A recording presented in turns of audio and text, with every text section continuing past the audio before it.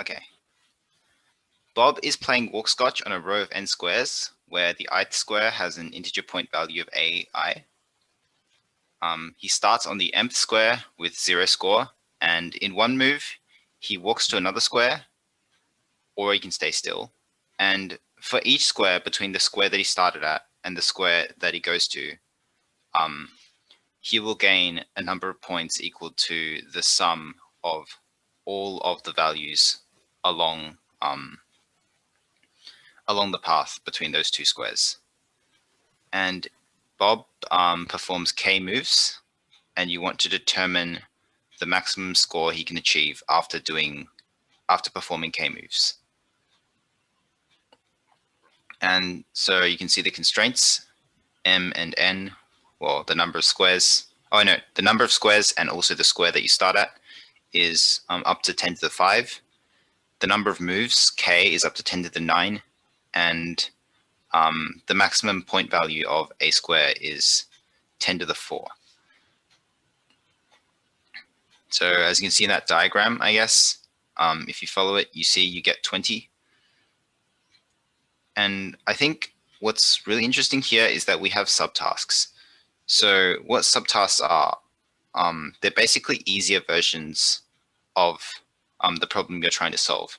And they're basically used when you've solved a part of a problem, but you haven't solved the full problem. And sometimes they're even used by like the problem setters to give you a little nudge in the direction that that the solution entails. So first of all, let's look at some of the subtasks, right? Because we're probably not going to solve this problem outright. So the first subtask says n equals 1, and that means that the number of squares is 1. So we only have one square and we're just standing on it. Can someone tell me what how you would write a solution if there was only one square? I guess post in chat or whatever.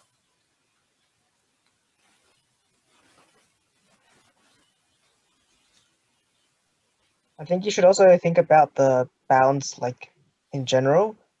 So if you look at k is up to 10 to the power of 9. So on or anything like that isn't going to work. So we know it has to be constant or like log n or something.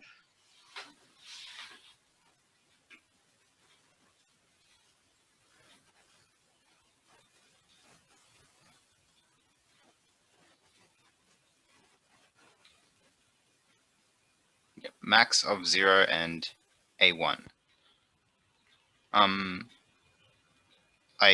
I suppose like you always have to make a move, right? 'Cause you always have to perform a move k times. And if you just stay where you are, then you basically still gain the point value of the square at which you're standing on. So yeah, you basically like you can only you have no free will. Basically, you can only stand on the square and continue either gaining points or losing points.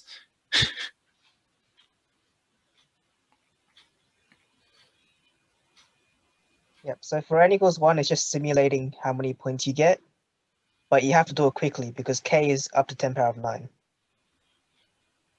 So you don't really have any choice where you can move or anything like that. So it's just counting up how many points you get. Yep. So k times a1 is forced. So like because you don't have any free will and you just have to keep standing on the square you're on,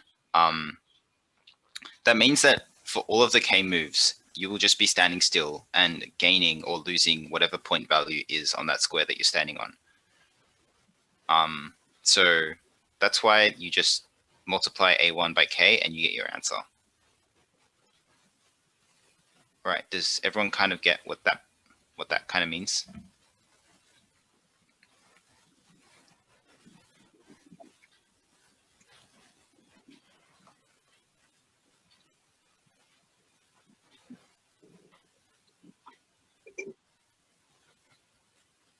All right, I guess there's like nothing in chat, so people probably understand. Of course, if you have any questions, just post them in chat. Like, you're probably not the only one with the question. So subtask 2 is m equals 1 and k equals 1. So what is m? M is the square you start on. That basically means that you start on the leftmost square. And k equals 1 means that you will only ever make one move. So the problem has become you start on square 1 and you go from square 1 to any other square and then you stop, right? Because you only make one move.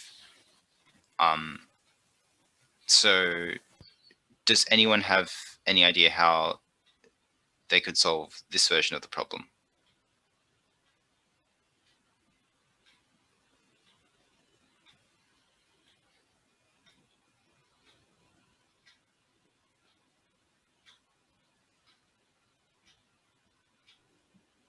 You just go through and keep adding up to the count.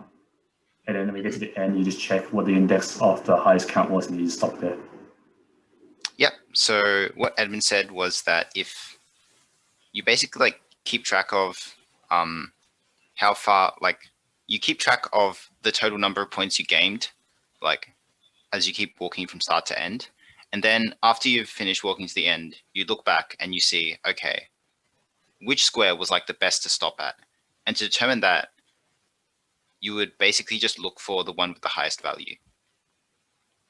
Yep. I think an easy way to explain that using things that we've learned, that we've taught today, is just make a prefix array and look for the largest element in the prefix array.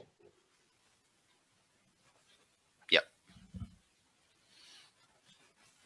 So Right. it's the same thing as what Edmund said, but you don't. I think in Edmund's solution you don't actually make the whole array because you only need to go through it once. But yeah, it's the same concept. Yeah, that's another representation of the problem, which is just to calculate the prefix sums and then take the maximum of the prefix sums. All right. So the third subtask is just k equals 1. So you basically start anywhere on the line, and you can only move once and you stop somewhere else. So it's basically subtask 2, except you can start you can start anywhere on the line. Not you can start, you could start anywhere on the line. Yeah. So m is given to you. You can't choose m. So So m could theoretically be any number in the array.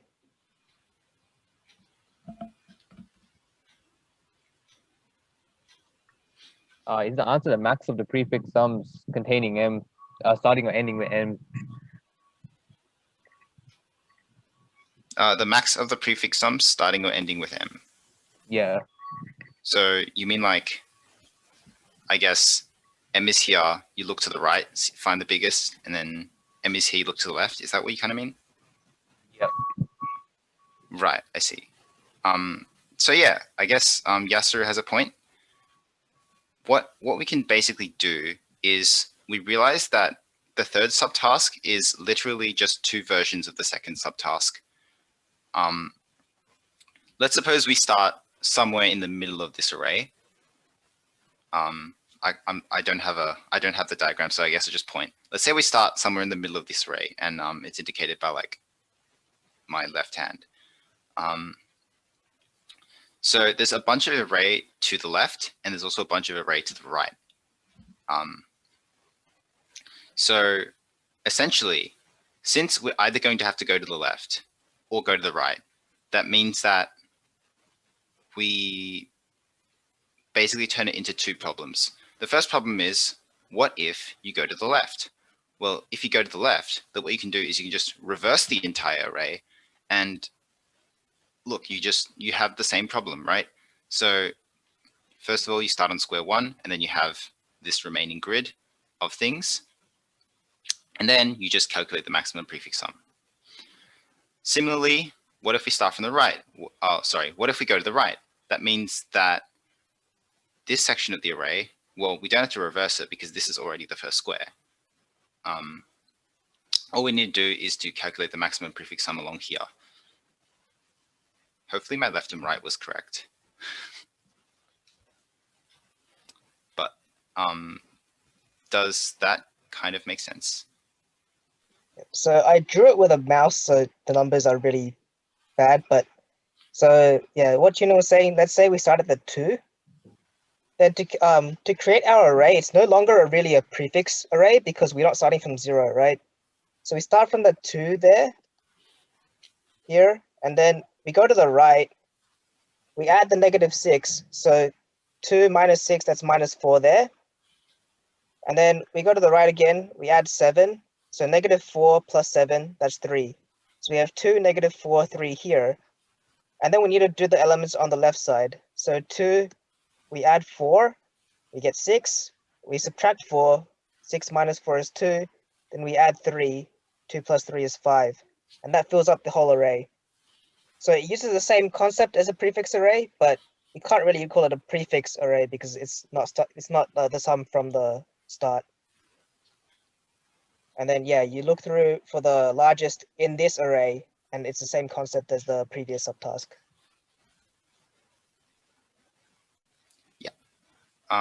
What Dal says was perfectly correct. Of course, anyone has any questions, make sure to post them in chat. More engagement would be very nice, I guess, especially if you have a question. Oh, I've got a question. Mhm. So to start from the middle to the left and to the right to get that sum, so that will be O of n, and then we have to find the maximum. So I'm iterating through that calculated this array. So it will be O of n squared in terms of it will be O of n squared, or because we are doing it in a separate loop, so it will be only O of n. Right. If I'm getting what you're asking. Oh, right. Okay, I see. So the way I would think about it is that you basically just have 2 of the previous problem, right? One is going to the left and one is going to the right, and they're completely independent of each other. So overall, it's still order n because you are just doing 2 of the problem that you did before, right? One is like the mirror image of the one is the mirror image of the other because you're going left and you're going right. So it would be order n. Does that kind of make sense? So you get that we can make the array in order of n, right?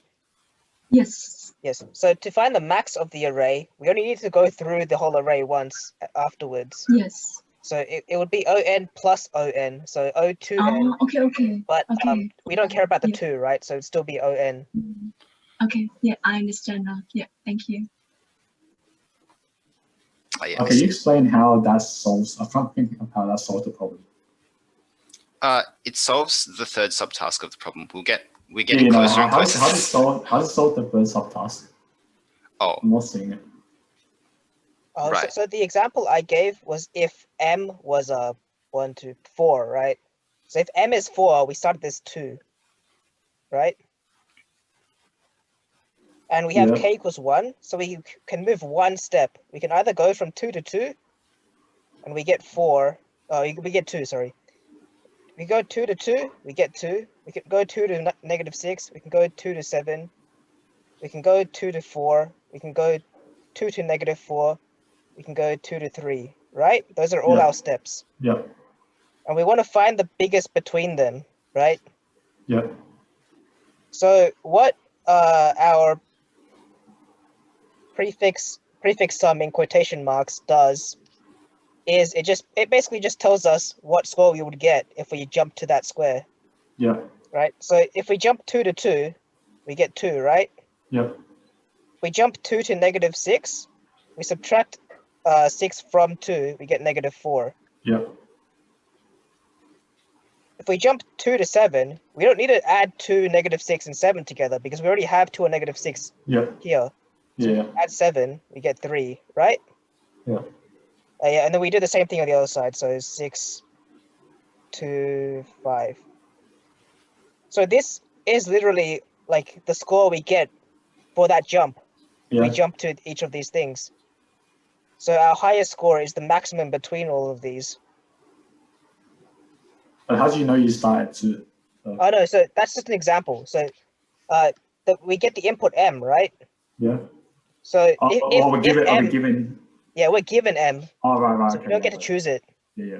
So I'm I assuming thought- that M was given such that M equals whatever it is, 4, right? I thought it was any M and you find the. Right, Okay, so yeah. if like M is 3, we would start from the 4 there. Yeah. Yeah, got it. Yeah. Thanks.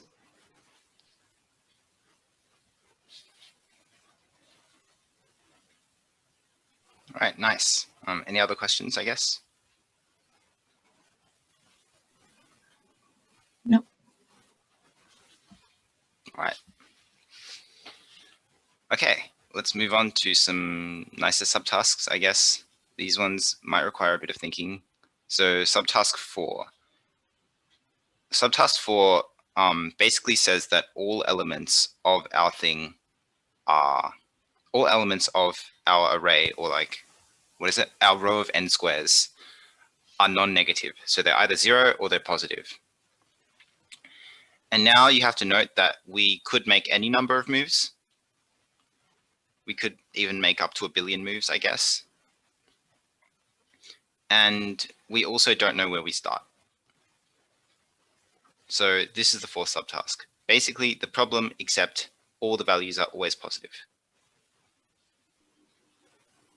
So I think for this one, you just do the same thing as the previous one, and then you make the biggest jump, and you just keep jumping there for k moves, like back and forth. All right. What do you mean by biggest jump? Actually,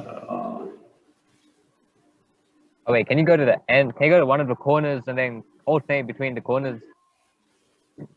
oh yeah, Right. you can just do that. Yeah, just jump back and forth. So you go to like so you're saying you go to like either the left end or the right end of the array. Yeah, which one And was then bigger? you just And then jump you back go, and you go forth. left, right, left, right, left, right. Yeah. This turns out to be the answer, but is anyone able to like either outline or prove this?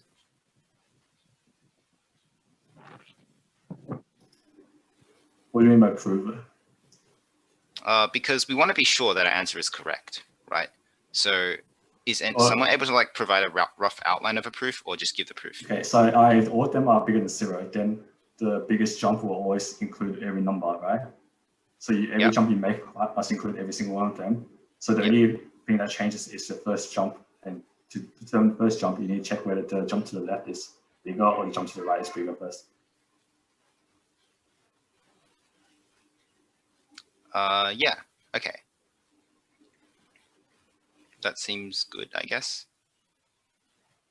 So what Edmund said was that basically the biggest jump is always going to be the jump that encompasses the entire row, right? So we eventually want to start swinging back and forth between the left end and the right end. Hence, we probably want to get there as fast as possible. And it's not just a probably, it can be proven that we want to get to one of the ends as fast as possible. Because if we like, let's say we just take a pit stop at some other square and then we go to the end, then like you've wasted a single move by going to this pit stop, right? When you could have just gone to the end straight away. So you obviously want to go to one of the ends straight away. Well, it's obvious once you prove it, I guess. It's not obvious when you don't see it. And then what you do is once you get to one of the ends, you just go to the other end and then go back and then go to the other end and then go back as your remaining moves. So how you would calculate this, I guess, is now the next question.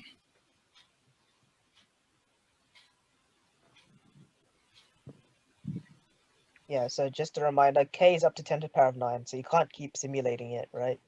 So you have to like, there should be some mathematical formula for it somehow. It could be k minus 1 times the sum of the elements plus the best of the left or right. What Yasuru said, k minus 1 times the sum of the elements. So because we'll be going to one of the ends immediately, that means that we'll have the remaining k minus 1 moves to oscillate back and forth. And every time we oscillate back and forth, we gain the amount of points equal to the total sum of the values of the elements in the row. So that's why we do k minus 1 times sum of all the values. And then because we're missing out on that final move, right? Or the first move, where you go to one of the ends, we want to calculate, okay, which end is the best one to go to? And to calculate that, we basically calculate both ends. This can be done by just simply going along the array in order n time to either end. And then you just take the bigger one. And we got to subtask 4, where we realized that all of the array elements were greater than 0. And so in this case, what we wanted to do was, let's suppose we started somewhere in the middle. We would always want to go to one of the ends. And then once we were at one of the ends, we would oscillate back and forth between the ends of the array. Because all of the values are non-negative, this means that taking the entire array will guarantee you the largest amount of score in one move. And I proved that on your first move, you always want to make your way to one of the ends as soon as possible, because if you make any pit stops, then you might as well have just gone to the end anyway. So does anyone have any questions or whatever about what I'm currently doing, or these first 4 subtasks, I guess? In particular, like those people who weren't at the problem solving session.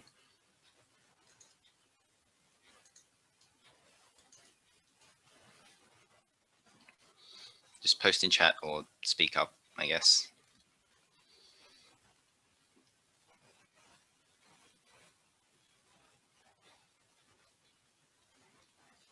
Oh, it's all clear.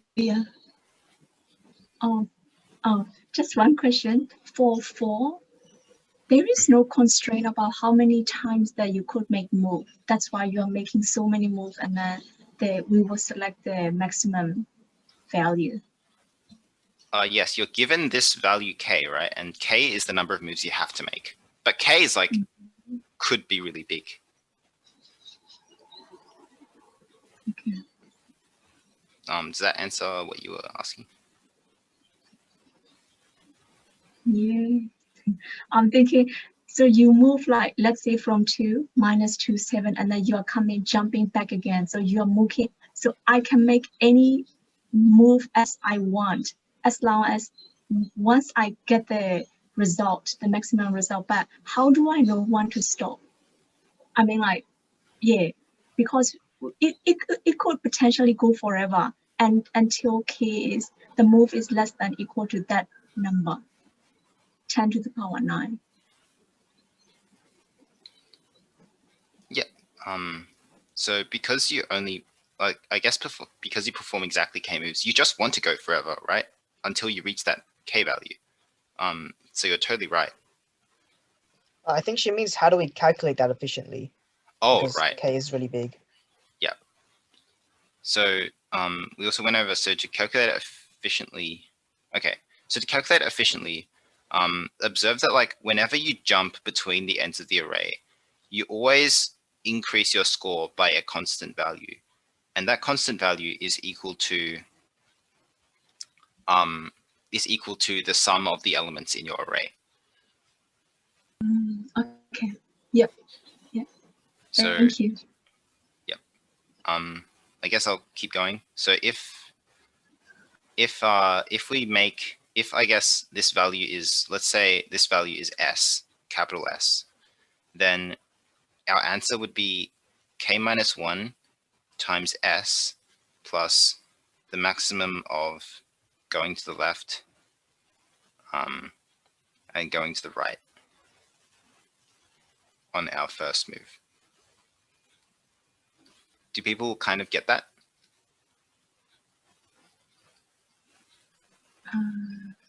Yes.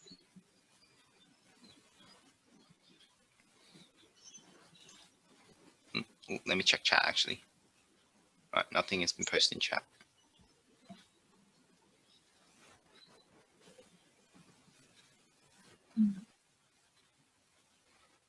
Okay, it seems we're actually fine to move on to the fifth subtask. Let me just duplicate the slide. So the fifth subtask is the opposite of the fourth subtask. The fifth subtask says that all values are non-positive.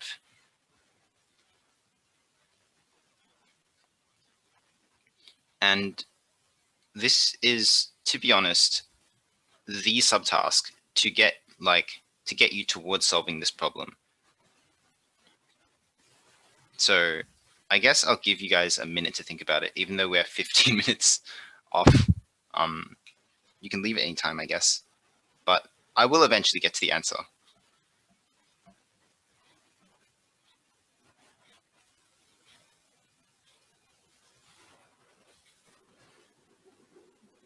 Well, the most optimal move would just be jumping on the smallest block, right? But then you have to calculate where getting there is going to cost you more than on the smallest one, right? Right. So here's an idea, I guess. Oh, yeah, go ahead. I think you can go to some block in your first move and stay there forever, but you don't know which is the best block, so you have to do all the combinations possibly. Yep. All right, so there's been two ideas proposed. The first idea is, let's say you are somewhere, okay, let's say this is our row, right? Let's say you're somewhere in the middle and this is the smallest. Then you want to get to the smallest as fast as you can and then just like stay there. So that was the first idea proposed. And with this idea, what can potentially happen is something like this. So let's say you start at an array element that has a value of 3, and there's an array element next to it to the left with -2, or not, -3, right? And there's an array next to it with -2. And there is an element here which is like -1 billion, or not 1 billion, -10 to the 4, let's say, because that's what it says here. And then you have some value here that's -1. So if you get to -1 as fast as possible, and let's say you only take 3 moves. Let's say you can only take 3 moves. Then getting to -1 actually doesn't give you the highest score you could get, because getting to -1 has increased your score by 10,000, or not increased, decreased your score by 10,000, decreased your score by 10,004 points. So the remaining 2 moves you have, although they are better than the moves you'll have by moving to -2, because you have such a huge penalty, it is actually better to move to -2 here. So if we go to -1, then it'd be -10,004 minus 1, which is -10,006. And if we were to go to the -2, then it would be -5 minus 2 minus 2, which is -9.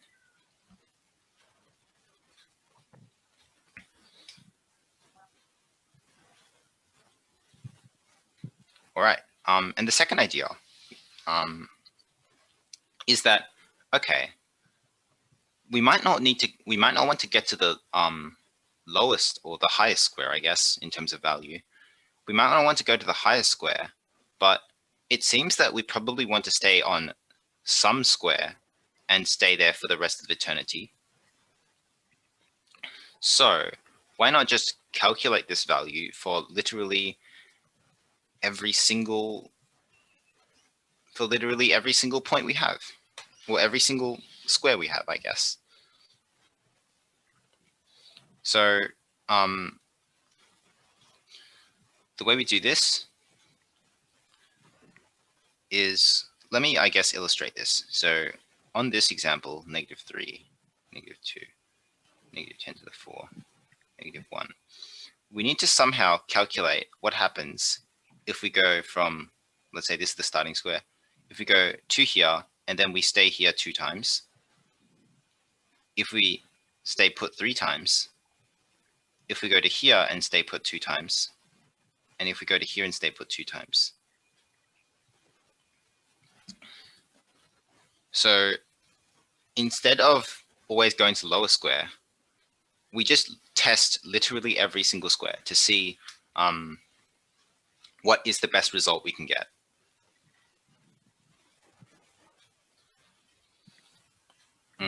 Okay, so how would I calculate this? Same thing as before.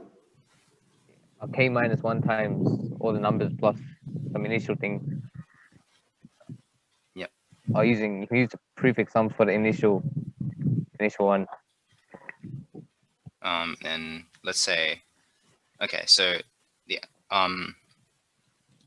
the formula proposed was K minus 1 times the value of the array, because you're going to have to stay put that number of times. And then you want to add, let's say, the prefix sum, or not the prefix sum array, just like, I guess just the subarray sum from starting square m to square I. So to calculate this, we just multiply them together. It's maths. And to calculate the subarray sum from square m to square I, we can go back to what we did here in subtask 3 with k equals 1. Remember when we, I guess, pre-calculated all of these values by going backwards, I guess, since we did that? We can literally just get that technique and use it in this subtask here. And that would allow us to achieve what we have here.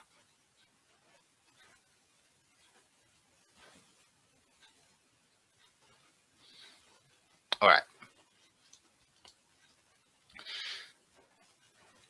Do we have any questions for subtask 5? Or was my explanation not clear, I guess?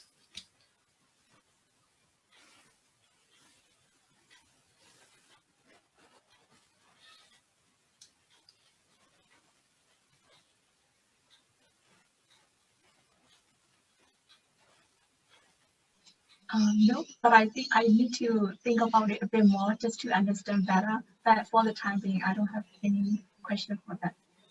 Yeah, definitely. Like, I don't expect everyone to like instantly completely understand what is going on. That's not how problem solving works. So if you like kind of get the general idea, but you don't have the details down, don't worry. That's normal. But you'll always be able to think about it a bit more and get those details down.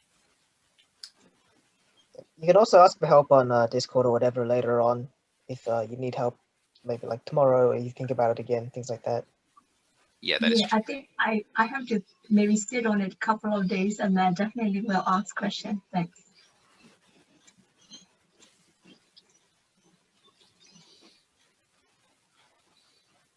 Yep. Anything else before I move on to subtask 6?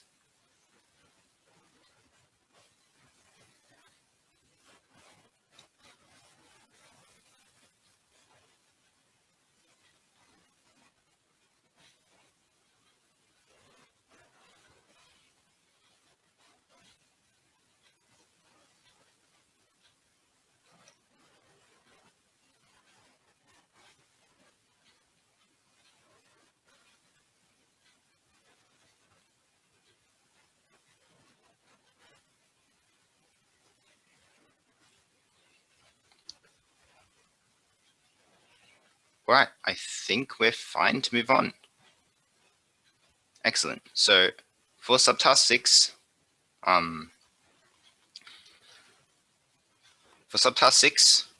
we no longer have any of these constraints. So the values could be positive, they could be negative, they could be 0. But the constraint we have is that we will only make 2 moves. So we will go from our start to some other place, and then to some other place again. So those are the 2 moves that we're going to make.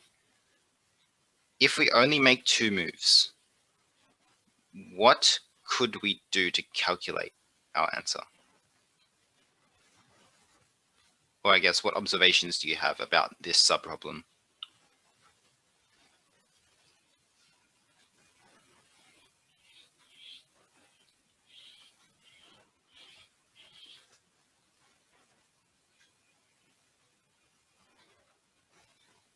All right, no problem, Yasru.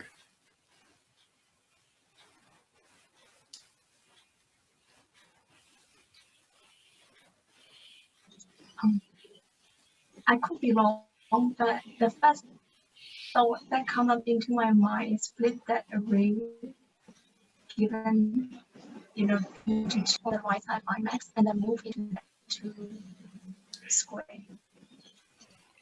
Sorry, I think either I cut out or you cut out. I couldn't hear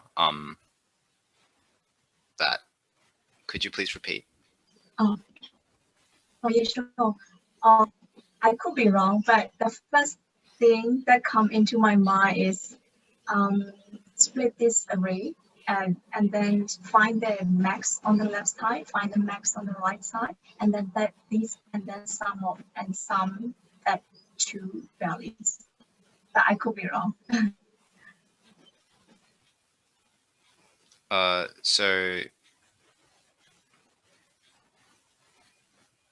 wait, what do you mean by max on the left side?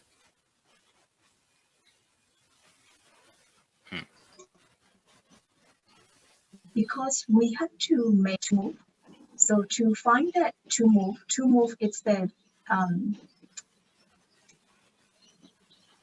these values, if I add them together, they have to be the largest, the maximum.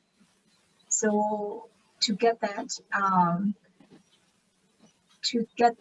I think what I was thinking was split this array into half and then find the max on the left side, right on the left, right, the maximum value on the right side. If I do that, I'll be going through every single square. Sorry. Yeah, I will think about it again.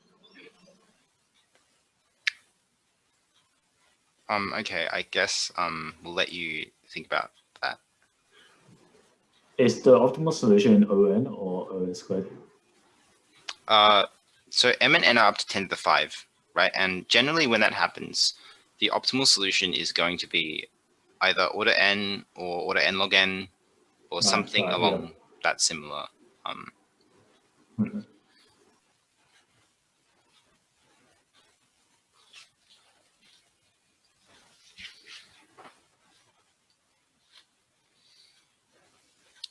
This is probably the subtask that cracks this problem. So I guess I'll give a little bit of a pointer. So the general idea is that how about, because you know your start point, you have like the 2 other points that you don't know about, right? They could be anywhere. They could be here, they could be there. So what can you do to rapidly find these 2 points? Or I guess to find the most optimal next 2 points?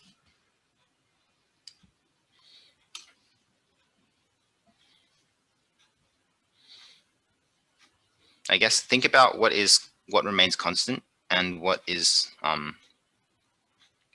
what could change. And if that doesn't help, I guess a really nice way to write it down would be to, I guess, write it down in terms of mathematical formula. So let's just call this one m, this one let's call this one index I and this one index J. Then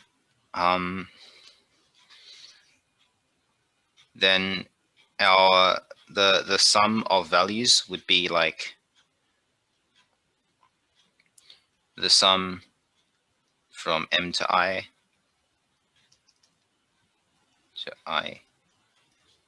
plus the sum from I to J. Well, really it's J to I because J is less than I, but yeah, I guess that's what I mean.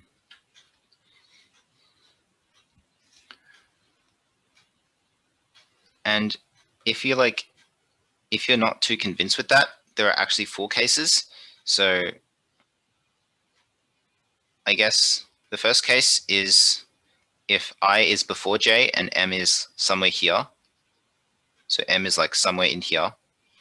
And in that case, our answer would be sum of M to I plus sum of I to J. The second case is it's literally switched around. So let's say J is here and I is here. So this would be sum of M to I plus sum of J to I. Third case we have is M is on the right, or I guess M is on the right somewhere, and I is here and J is here. And this would be sum of I to M plus sum of M to J. And the last case, basically the same. Note that like if M is in the middle, then it's either this case here or this case here. Since M being to the left of I or M being to the right of I is the only thing that we really need to guarantee. So yeah, I guess if we had more time and we weren't ridiculously over time, I would go over each of these cases individually. But for the sake of time, let's just guarantee, or let's just suppose that the configuration is something like M first, and then I, and then J.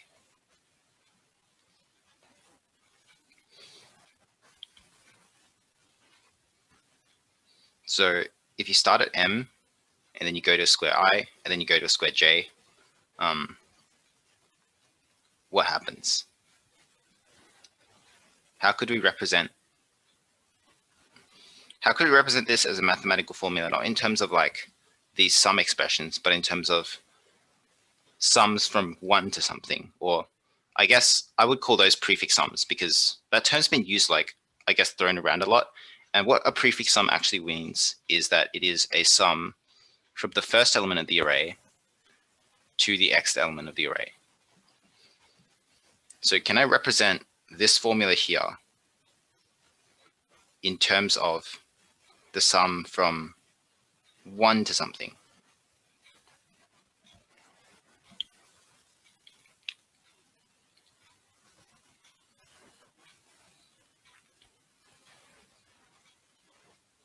I got it. Is prefix sum for J subtract prefix sum of M?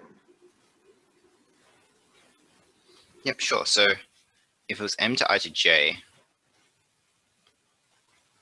then, okay, I'm going to use PS to represent prefix sum.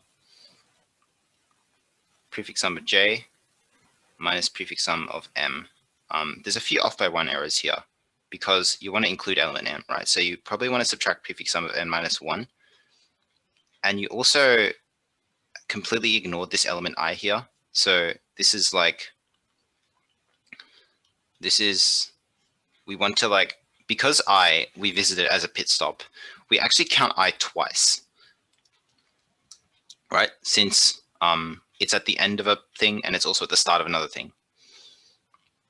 So this one would be array element of I.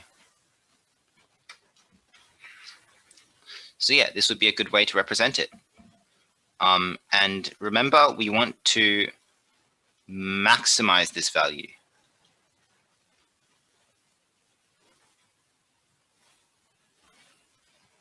under the constraint that I is between j and m. So what we can do is that since m is fixed, right, what we can do is we can vary j. I really wish I had some blank paper. Let's try to make a new. I don't want to discard this. Oh well. So here we have, let's say we have our array, right? And we have m here, we have I here, and we have j here. And our formula was prefix sum of j minus prefix sum of m, or m minus 1, sorry, plus the array element at I. And what this gives us is a mathematical expression for the total score we gain along the way. And so what we can do to calculate this mathematical expression efficiently is so m is fixed, right? So we just iterate in terms of j. So for each j,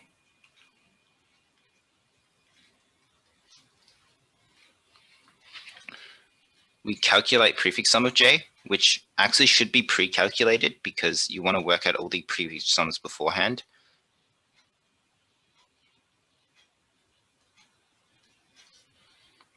And we want to calculate the prefix sum of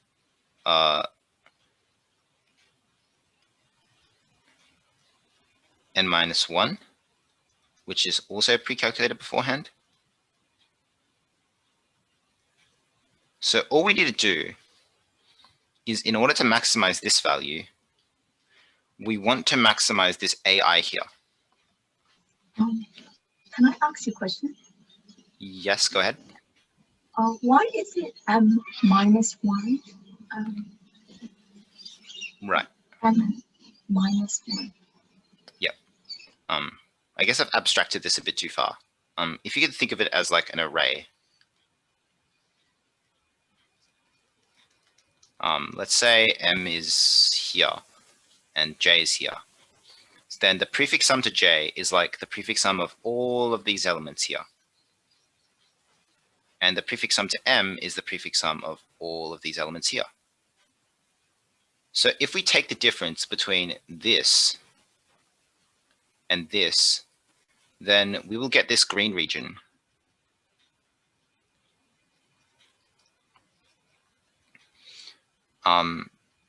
And this region, notably, is missing this element, which is what we want, right? We want the sum from m to j, including m. So, Yeah, I see it now. Yeah. yep. So that's why we take it from m minus 1 here.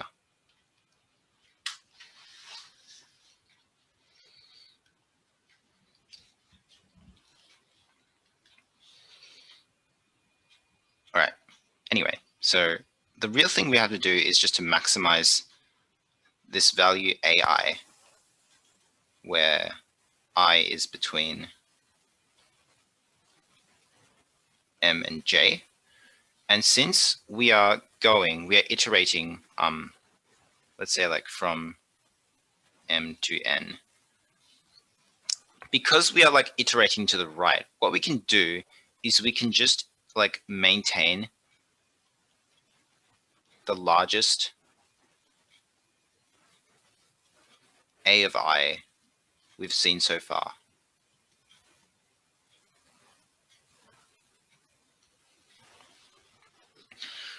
Right? And this means that this entire calculation takes order 1 time, or constant time.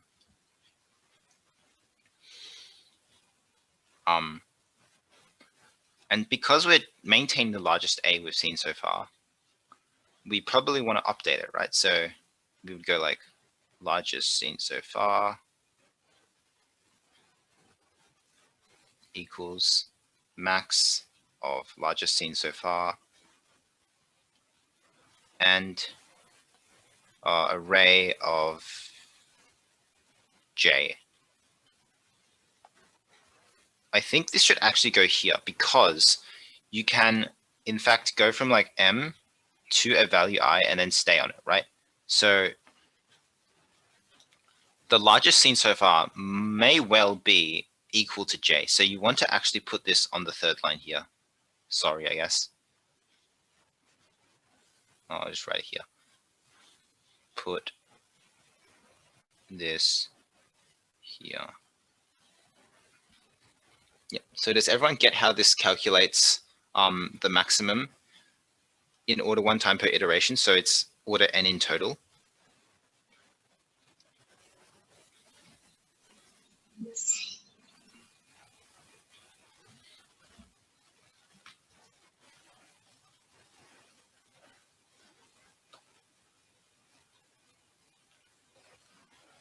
But this is just to find the maximum jump, right? Yep. This is to find the maximum value for 2 jumps.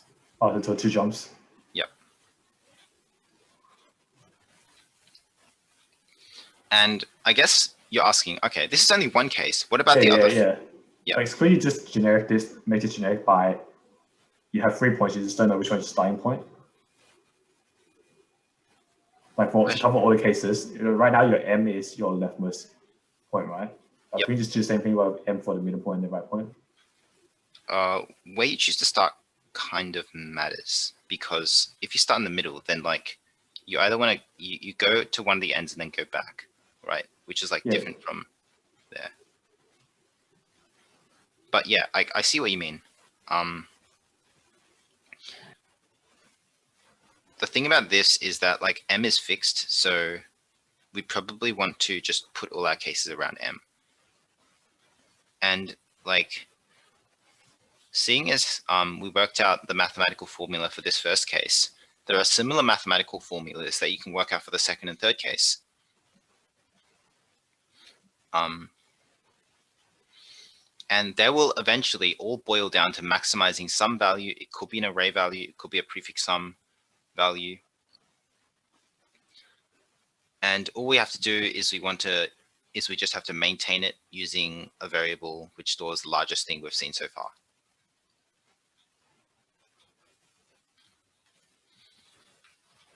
But in this case, are you jumping from what's the first jump in this case? Okay, so our case is we jump from M to I and then I to J. I guess. And I guess this case is M is in the middle and then I and J are like that. So you do a jump like this. And you can work out a similar mathematical formula in which you have 2 pre-calculated values and you have a value that is variable but is easily maintainable.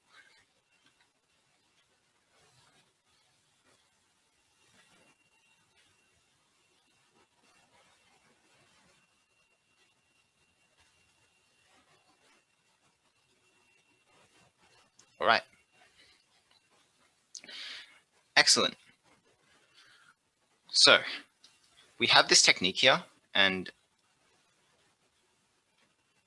what we can do now is we can try a hand at the full solution. But before I begin, does anyone have any questions?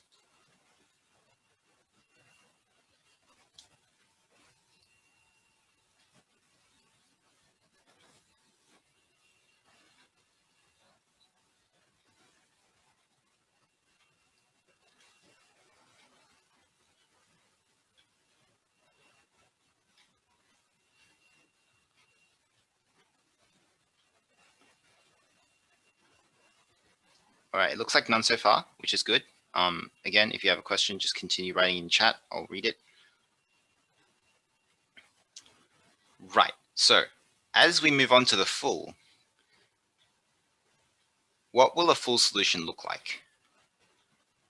Well, if you'll go back to one of the previous subtasks where all the values were either negative or 0, you may have realized that we want to go to, in that case, we would go to a square and then we would just stay there repeatedly forever, right? the full solution is actually very similar. So you always want to start at a square or start at a cell, go to some other cell, and then between that cell and another cell, you want to repeatedly go back and forth. So I guess in this run through, we would go, this is the start, go from here to there, to there, to there, to there, to there, over and over again until we make k moves.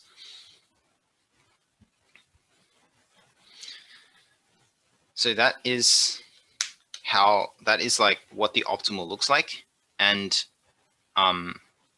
it may take a bit of time to make this intuitively run through your head, like, why is this the optimal? But consider the proof that I did before, right? Consider the proof that I did before with the 1 square.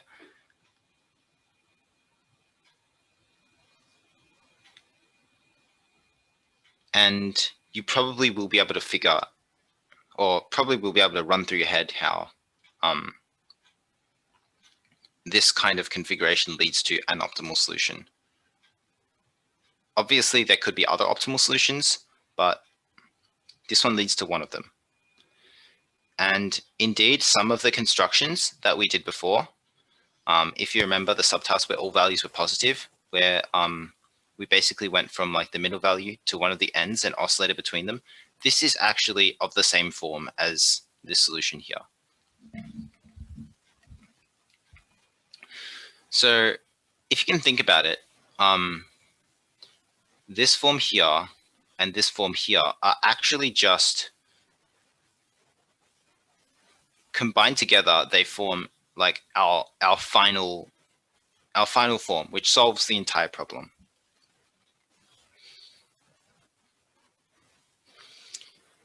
But the problem with this form is that even though this value is fixed, this is our starting point, these two values are not fixed. These I and j. In particular, we have our 4 cases again. And of course, I'm not going to work out all 4 of the cases because of time constraints. We are currently 47 minutes over time, which is excellent. So we're just going to assume that we start at a square m. We start at a square m. We go to a square I. I find it funny that I'm drawing circles instead of squares, but hopefully you get what I mean. We start at a point M, we go to a point I.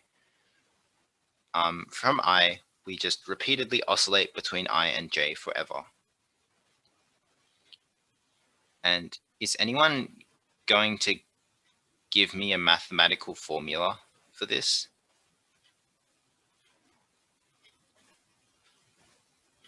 Or at least some idea. If we make a total of, okay, reminder, we make a total of k moves. And I guess the score is like the sum of the interval we jump. We jump.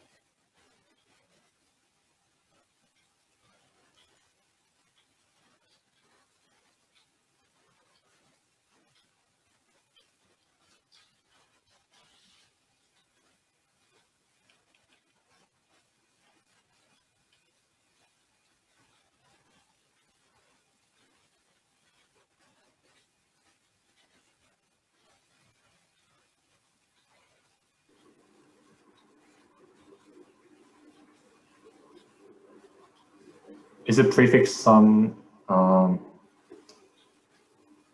I minus prefix sum m minus 1 plus k minus 1 times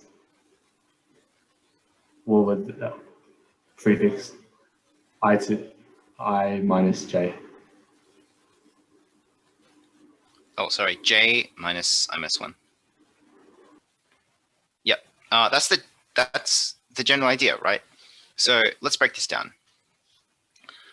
Prefix sum I to prefix sum n minus 1 is the value of this interval we jump. So this is like the initial to get from m to I. And then the remaining distance we jump from I to j is this interval. So prefix sum j minus prefix sum I minus 1. And so to get from m to I, we take one step, and then for the remaining k minus 1 steps, we oscillate. So this is why we multiply this right value here by k minus 1. And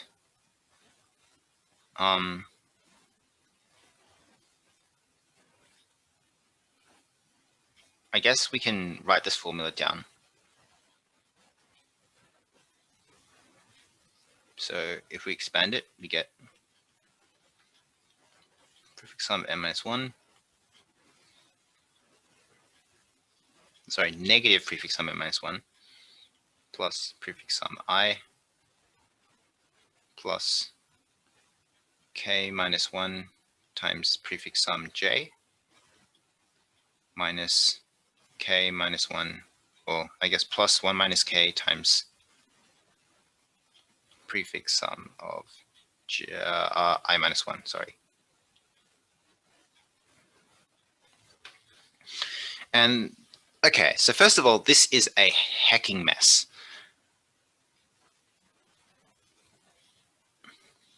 Let's look at this first value. So this value we know is fixed because m is fixed. And then we want to fix either of I and j. And I propose that we fix the value of I. So instead of fixing j like we did last time here, by iterating through it, we are going to iterate through I. So this is what we're going to be iterating through.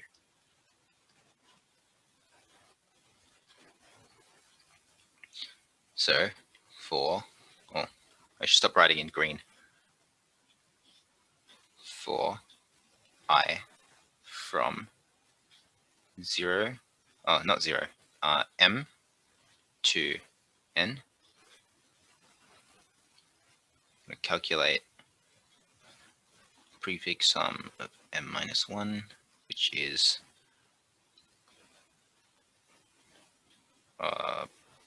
pre-calculated and also fixed. We want to calculate prefix sum of I, which is also fixed. We want to calculate prefix sum of I minus 1, which is also fixed. And then we want to maintain the maximum prefix sum of j seen so far. And the way we maintain this is we basically do the same as we did in this subtask, where we have largest seen so far equals max that with a of j, but instead of going a of j, we go the prefix sum of j.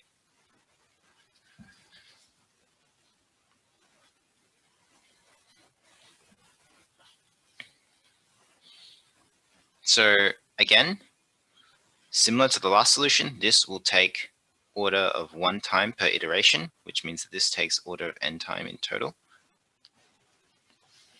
And remember, this is only one of 4 cases.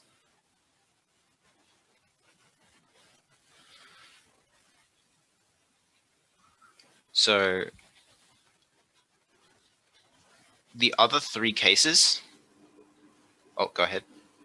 Can you explain which case this was getting? Because I lost. Yep, I'll explain the cases. Which case this one was? I know all the cases. Oh, yeah, right. So this case is you have M and then I and then J. So where J is further to the right on the array than I? Yep. J is further to the right than I, and I is further to the right than M. Right, yeah.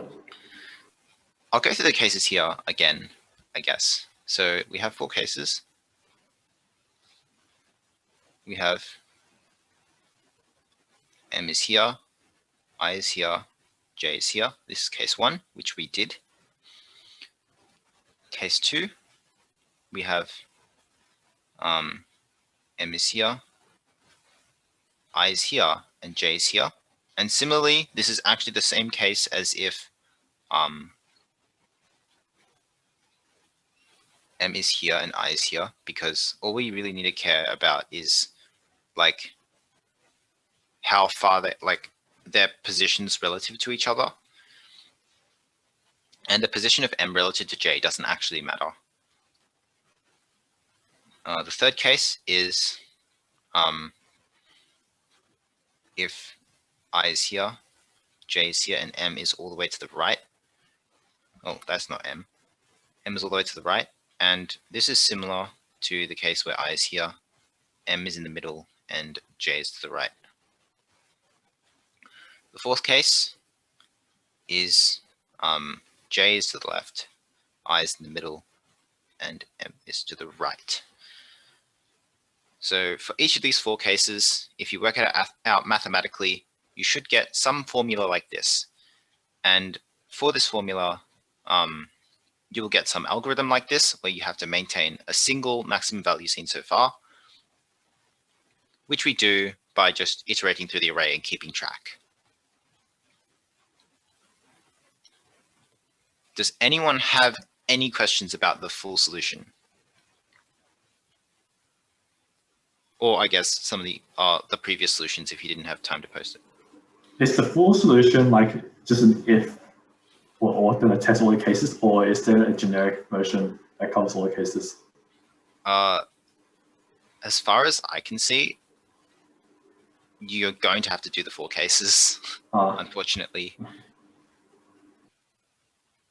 Yeah, so each of the cases, you can find like the best value for each case in ON. And there's 4 cases, so it's just 4 ONs. So it should be like, just doing case by case should be fine. All right, thanks.